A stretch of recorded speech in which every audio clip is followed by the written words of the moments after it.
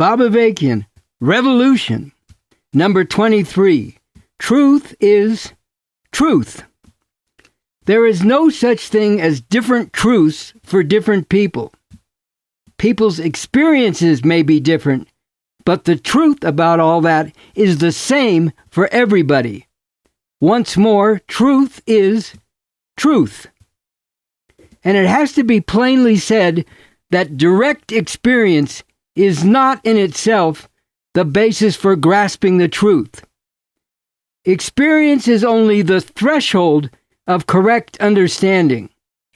Especially when dealing with anything beyond the most simple phenomena, to get a true understanding of something, it is necessary to penetrate beyond the threshold of experience and make a scientific analysis and synthesis, identify the larger reality that this experience is part of, and the patterns and underlying and driving forces involved.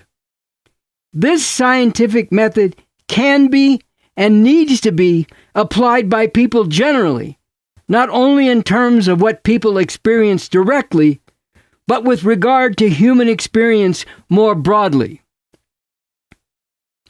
To give a simple example, people who experience an illness may have a definite sense of the symptoms of that illness, but that is not the same thing as understanding the basic nature and cause of that illness or the possible treatment, which once again requires a scientific approach, and in this case, particularly the science of medicine. Along with this, different groups in society, what is now commonly referred to as identities, will have significant experiences in common, but there is not one uniform view among them about their own experience, let alone things in general.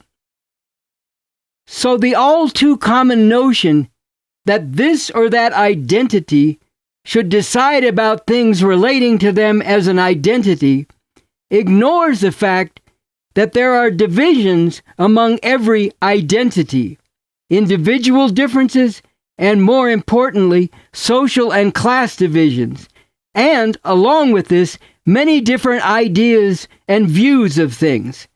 And it ignores the decisive fact that once again, truth does not flow directly from experience, but needs to be determined scientifically, and the ability to make that determination is not restricted to people of any particular identity. To again use a simple example, a doctor who specializes in cancer, whatever the identity of that doctor, is in a much better position to determine whether some patients have cancer than the patients themselves who suffer symptoms of what might or might not be cancer. This brings me to this crucial point. The most fundamental thing in seeking the truth about things, the most fundamental thing in the scientific method and approach, is the understanding that truth is objective. In other words, reality is what it actually is. It is not dependent on or determined by the ideas, notions, interpretation, etc. of anyone. To illustrate this with another simple example, the sun is what it is, regardless of what anyone thinks about it. And the sun is there, whether we see it or not at any given time, or whether you are looking at it at any given point. Objectively existing material reality is the standard against which any ideas, etc., must be evaluated to determine if they are true or not. This is also the most fundamental element in communism as a scientific approach to understanding and transforming reality in a revolutionary way. Once again, to get beyond the surface of things and grasp the deeper reality, it is necessary to analyze and synthesize what is encountered in objective reality, to identify the larger patterns and the underlying causes and driving forces in phenomena. To use another simple example, if you are not familiar with the sport of football, when you look at it on the surface, it may seem like a bunch of random violent actions. But if you watch it more closely over time, and you listen to those with knowledge of the game, you can come to see the patterns involved and understand the basic dynamics and rules of the game. The same applies in basic terms to something like card games or dominoes or modern dance, ballet, and so on. And to understand reality in the fullest possible sense, it is necessary to take part in actively changing reality. But with all that, the fact remains.